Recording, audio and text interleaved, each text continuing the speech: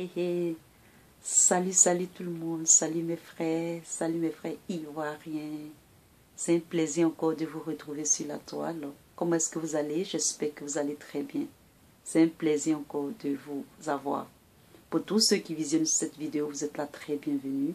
Abonnez-vous, partagez les vidéos géopolitique et stratégie pour la Côte d'Ivoire. Alors le titre de cette vidéo est Johnny a compris. Chine, Côte d'Ivoire versus Côte d'Ivoire, la Russie.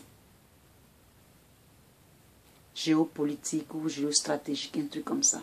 Alors, cette deuxième vidéo que je fais sur la Chine, je l'ai fait, la première vidéo, je l'ai fait un peu avec nos amis, c'est-à-dire avec nos frères de l'Afrique du Nord. J'ai parlé, c'est-à-dire j'ai débattu un peu, j'ai analysé par rapport à eux, d'accord? C'est-à-dire par rapport à l'Afrique subsaharienne et puis l'Afrique du Nord. Eux, leur politique n'est pas comme la nôtre. C'est-à-dire, quand je parle de la nôtre, je parle de la Côte d'Ivoire, celle de la Côte d'Ivoire. Il faut dire que nos frères du Nord, spécialement l'Algérie, est en avance. Nous devons savoir que l'Algérie s'est dégagée du joug colonial et le pays vraiment se débrouille mieux par rapport à nos pays subsahariens. L'Algérie est un moteur majeur politique, économique, géostratégique de la sous-région. Quand je dis de la sous-région, je parle du nord de l'Afrique. Les Chinois investissent en Algérie, mais les Algériens, la politique algérienne a le monopole des entrées et des sorties de tout ce que la Chine fait en Algérie. Et donc pour tous mes frères algériens qui écoutent aussi cette vidéo, c'est ce que j'aimerais dire à propos de la politique en Algérie quand il s'agit de la Chine. Et donc, n'ayant pas, mais comme l'Algérie parle français, est un pays francophone, elle a pu se positionner par rapport aux pays subsahariens. Donc, la politique chinoise en Algérie est totalement différente. Et donc, vous voyez que la Chine fait 2 poids, 2 mesures. Vous voyez un peu.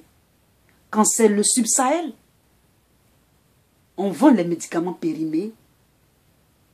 On creuse dans les forêts pour chercher de l'or. Les gens ne comprennent pas ça encore. Vous ne comprenez pas ça. Malcolm X disait que le noir, et quand tu lui donnes une information, il faut le donner un peu. Et puis, il va comprendre. Vous mettez du temps à processer les informations. Ce n'est vraiment pas une injure, pardon, ou bien une insulte. C'est pour que vous compreniez. Les vidéos géostratégiques, je vous en supplie, partagez les vidéos géostratégiques. Ça doit être, parce que c'est dans ce genre de vidéos que vous vous auto-éduquez. C'est-à-dire vous vous auto-éduquez. Il faut s'auto-éduquer géopolitique. On en a besoin, nous les subsahariens. Ça doit être des vidéos mais qui doivent avoir 10 000 vues. Comme ça, même quand vous regardez les vidéos de politique, ayez un cahier. Ayez même un cahier et puis notez. Notez. Et puis essayez de regarder d'autres vidéos. Et puis notez. Comme ça vous fait de la connaissance. YouTube, c'est la plus belle bénédiction que Dieu nous a donnée au 21e siècle pour nous les subsahariens. Ou bien pour mes frères subsahariens. Je vous en prie. C'est sérieux ce que je suis en train de faire. Je le fais pour vous. Je le fais pour moi. Je le fais pour l'Afrique. Je le fais pour le continent africain. Beaucoup d'hommes ne comprennent pas la politique de la Chine. La Chine, c'est bien beau de développer un pays. Mais quand on développe un pays, le pays doit appartenir à ceux qui ont le pays, pas à ceux qui ont développé le pays. C'est ce que je vous fais comprendre. Lorsqu'il s'agit de la politique géostratégique de la Chine.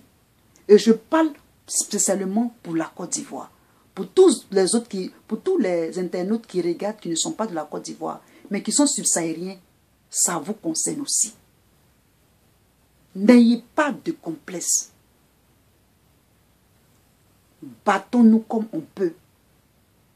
Apprenons à faire la politique. Sinon, apprenons à être des gens politiques. Alors, je continue la vidéo. Ça, c'était seulement en entrée en matière. Je ne suis pas économiste, mais j'essaie d'analyser comme je comprends. Si vous avez vous avez des idées à en ajouter. Le plus important pour moi, c'est qu'un enfant de 11 ans, ivoirien, doit maintenant comprendre comment est-ce que la politique se pratique. La politique par rapport à la Côte d'Ivoire et la politique par rapport au monde.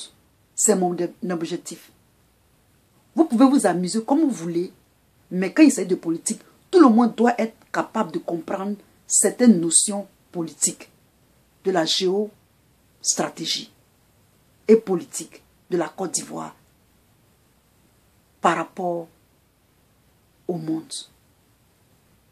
Ce sont des cours de sciences politiques. C'est rare qu'on nous a appris ça. Mais actuellement, au XXIe siècle, les choses sont en train de changer. Et je ne veux pas que mes frères ivoiriens soient derrière. Je vous en prie, partagez les vidéos, je vous en prie. Partagez-les. Je ne cherche pas de buzz ou je ne cherche pas à être, je ne sais pas quoi, mais partagez-les pour le bien de la Côte d'Ivoire. Pourquoi j'ai dit tout ça là même? J'ai dit tout ça parce que quand j'ai parlé du Maroc, beaucoup d'hommes, je suis contente que le frère Johnny Pacheco a fait une vidéo. J'étais vraiment fière et contente du frère Johnny Pacheco. Johnny Pacheco, grand frère, je te remercie vraiment. Tu as commencé à comprendre les choses. Et je suis trop fière de toi. Bravo, le frère Johnny Pacheco. Et d'autres personnes aussi ont fait des vidéos. Maintenant, ils sont venus mettre beaucoup de commentaires. Si vous pensez que ce que je dis, ce n'est pas vrai, allez sur les chaînes des youtubeurs marocains. J'ai regardé une vidéo d'un Marocain qui m'a attaqué quand j'ai commencé ma chaîne, puisque ma chaîne, elle est beaucoup plus... j'ai fait presque 300 vidéos sur l'Afrique du Nord. Et donc, j'ai été beaucoup attaqué quand j'ai commencé mes vidéos sur l'Afrique du Nord. Donc, je connais la plupart du temps les chaînes marocaines, je les connais. Ils viennent m'attaquer. Et quand ils viennent, je les clash et je les crash. Si vous partez sur certaines de leurs vidéos, moi souvent je vais là-bas pour surfer, pour voir un peu leur esprit. Effectivement, il y a certains quand ils commentent, je lis les commentaires. C'est là que tu vois l'esprit des gens. Ils disent, on n'est qu'à les chasser. Ils ont pris confiance. Certains disent ça. Je vais vous faire une vidéo, mais ce sera plus tard, où j'ai eu mes amis, certains de mes c'est-à-dire de mes espions. Je vais faire une vidéo. Vous allez voir de comment est-ce que ils réfléchissent, ou bien ce qu'ils pensent de moi. Pour dire combien de fois, s'ils pensent de moi comme ça dit qu'ils peuvent penser du groupe comme ça. Bref, on va rentrer maintenant dans le vif du sujet. Cette vidéo sera un tout petit peu... elle sera longue, mais pas trop longue. Je vais aller plus vite, d'accord? Alors, les analyses sur la politique de la Chine et la Côte d'Ivoire ou l'Afrique subsaharienne, un éminent économiste, celui-même qui a parlé des bienfaits de dégager le CFA, c'est-à-dire le professeur Abou Nicolas, c'est un homme un économiste éminent. Ça, c'est celui, il est un exemple de très bon économiste. Il est vraiment calé. Et j'adore ses idées. Quand il parle du franc CFA, je veux même lui donner une accolade. Et il est vraiment calé intellectuellement quand il s'agit de l'économie des pays africains, géopolitique avec les autres économies. Il y a lui et puis il y a un autre, mais je ne vais pas dire son nom. Et donc, nous Africains, sortons de la naïveté qui consiste à dire que les pays ou bien une puissance viendra pour nous aider. Et nous les Africains, nous allons nous la couler douce. Tous les pays du monde sont à la recherche de leur intérêt légitime. Il ne s'agit pas de prendre ou de placer un maître, le remplacer par un autre qui viendra nous rendre esclaves. C'est-à-dire quoi? Il ne faut pas remplacer Pierre à Paul pour te dire que Paul va venir te faire du bien. Et donc, ils viendront toujours pour bien coopérer avec les autres pays comme nous. Mais ils ont notre histoire. Ils connaissent notre passé. Ils savent comment on fonctionne. Ils repèrent nos choses. Et donc, nous, on doit avoir ça en tête. Les Africains, ce qu'ils doivent faire, c'est de s'inspirer de la Chine. Ce que les Chinois ont fait avant, et puis ils sont devenus comme ça. C'est ça que nous, Africains, nous, Ivoiriens, on doit s'inspirer. Il faut savoir que avant 1949, les Chinois mouraient de faim. Leur continent était moins de 50 millions, plutôt 500 millions de personnes. Parce qu'ils avaient un système qui ne fonctionnait pas et les Occidentaux disaient que les Chinois meurent de faim parce qu'ils sont trop nombreux. Et de nos jours, nous voyons que leur discours a changé. Il faut savoir que la Chine est en train de se positionner de façon démographique. D'ici 2050, ils vont nous concurrencer de façon démographique. C'est-à-dire quoi? Ils vont nous concurrencer de façon, c'est-à-dire de la croissance de la population. Notre population va accroître, leur population aussi va croître. Et donc, nous serons en concurrence et en compétition en ce qui est de la démographie, de l'extension, de l'expansion de population de nos continents. Et donc, avec cette concurrence, il faut que nous puissions nous positionner. Mais si eux, à notre temps, peut-être après nous, nous allons mourir. En notre temps, on s'est laissé économiquement avoir le dessus. C'est-à-dire, eux, ils ont eu le dessus sur nous. Ils sont venus construire nos ponts. Plus tard, nous leur serons redevables. Donc, nous ne pouvons pas vraiment compétir avec eux. Nous pouvons compétir avec eux, mais ils auront de l'avance sur nous. Et ils ont déjà de l'avance sur nous. Mais, souvent quand tu es en relation avec quelqu'un qui a beaucoup d'argent, ce qui va primer, c'est ton intelligence. Si tu es intelligent, et si tu as des vertus comme l'intelligence, la sagesse, le flair des choses, l'intuition, cela peut t'aider à prendre le dessus sur celui qui est intelligent lorsque tu es en rapport avec lui. Avec Mao, tout est rentré dans l'ordre. Et aujourd'hui, nous pouvons voir les bénéfices avec la Chine. Sachez que c'est la Chine qui finance tous les pays du monde entier, y compris les États-Unis et l'Europe. Y compris les États-Unis et l'Europe. C'est la Chine qui finance tout le monde. Une fois, j'avais lu dans un magazine économique, les États-Unis, non seulement ça, on vous prête de l'argent et vous faites bouche sur la Chine. Et les Chinois se sont fâchés. Et ils ont accusé les États-Unis d'être gonflés en fait. On leur donne de l'argent, on leur prête de l'argent, mais ils essaient de se jouer les plus forts. Et la Chine s'est plainte pour ça.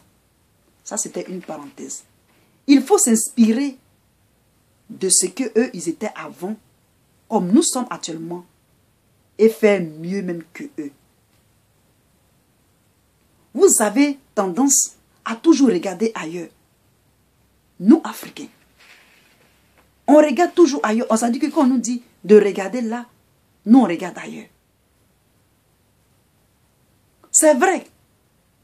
Quand on vous aide, vous baissez les bras. Vous vous reposez sur vos oreillers et c'est tout. Au contraire, quand on t'aide, il ne faut pas baisser les bras. Il faut redoubler d'efforts. Il faut redoubler d'efforts. Il faut savoir que c'est nous qui créons les richesses de la terre. Et ce mécanisme nous met en esclavage. Ça dit que c'est nous qui sommes ceux qui créent la richesse. C'est les hommes qui créent la richesse. Et lorsqu'on crée la richesse, il y a les sociétés et tout. Et ces sociétés-là, il faut travailler dedans. Et donc c'est notre main, nos mains qui travaillent dans ces sociétés-là. Et pour cela, pour créer la richesse, il faut payer la personne. Avec leur population grandissante, c'est-à-dire les Chinois, ils ont une seule monnaie qui est le yen. Donc, ils n'ont pas besoin d'aide extérieure. Les Africains sont ceux qui ne comprennent pas cette vérité. L'Union européenne, elle a une seule monnaie. Elle a une seule monnaie.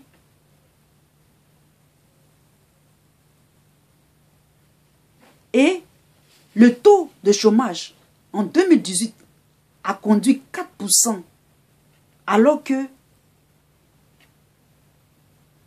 ils sont, plutôt, excusez-moi, le taux de chômage en 2018 conduit à 4%, alors qu'ils sont 1,7 milliard de personnes. D'accord? C'est-à-dire quoi? C'est-à-dire en France.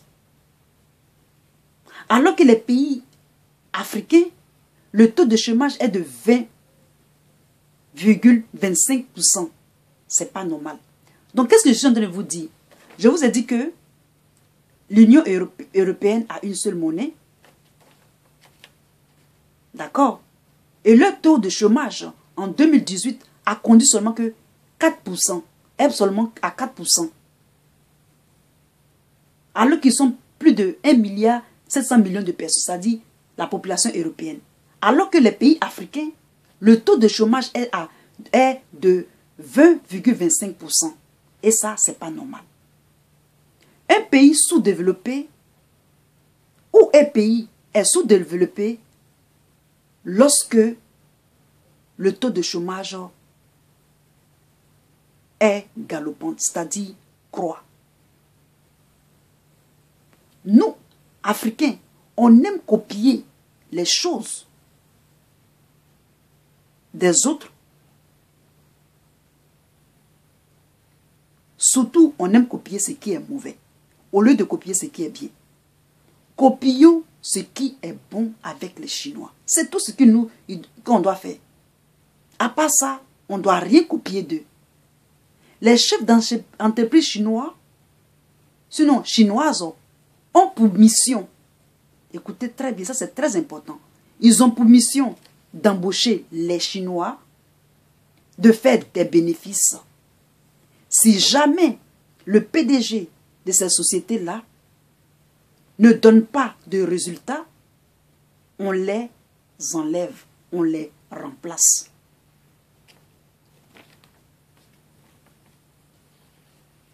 S'il fait des détournements d'argent, ça veut dire que il veut que les Chinois meurent. Ça veut dire que il ne veut pas que les Chinois aient le bien-être. Et pour cela, la règle veut que on l'enlève directement. Il faut savoir que les sociétés que les Chinois créent, ce sont des sociétés d'État. Et ces sociétés d'État-là, mal gérées, entraînent le sous-développement. Et donc la Chine s'impose sur les sociétés publiques. Et donc les Africains doivent comprendre que c'est très urgent de faire de la restructuration des sociétés. C'est-à-dire restructurer les sociétés d'État. Parce que c'est les sociétés d'État-là qui donnent du pouvoir pour la création des richesses. Et donc, si ces sociétés-là ne sont pas bien gérées, si elles ne sont pas gérées avec rigueur, cela peut créer des décadences dans ces sociétés-là. Or, les Chinois, eux, avec ces sociétés d'État-là, ils sont gérés avec rigueur. Et puis, ce sont des sociétés souvent extérieures. Vous voyez, ils sont un peu partout dans le monde. Et même en Chine aussi. Mais souvent dans le monde. Et ils sont très bien gérés. Cela crée pour les Chinois des emplois. Ils dominent le marché. C'est-à-dire les marchés africains, les marchés européens, les marchés américains, etc., etc. Et chaque société d'État là domine et ont tendance à recopier les bonnes choses, c'est-à-dire à recopier ou à copier, c'est-à-dire le bénéfice, l'intérêt de la Chine, les intérêts dans leur investissement, et il y a une croissance de ces sociétés d'État-là.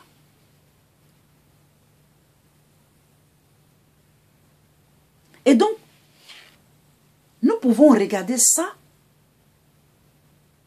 pour nous aussi avoir des sociétés à l'extérieur. C'est-à-dire des sociétés d'État qui aident les autres ou qui s'implantent dans d'autres pays, comme la Chine elle-même. Parce qu'elle a ces sociétés d'État dans nos pays qui emploient leurs employés. Vous voyez un peu le truc? Alors que nous, on n'a pas ça. C'est ce que nous, on doit copier sur la Chine. C'est très urgent que les pays africains soient militairement au point. Seule l'Afrique est incapable de se défendre.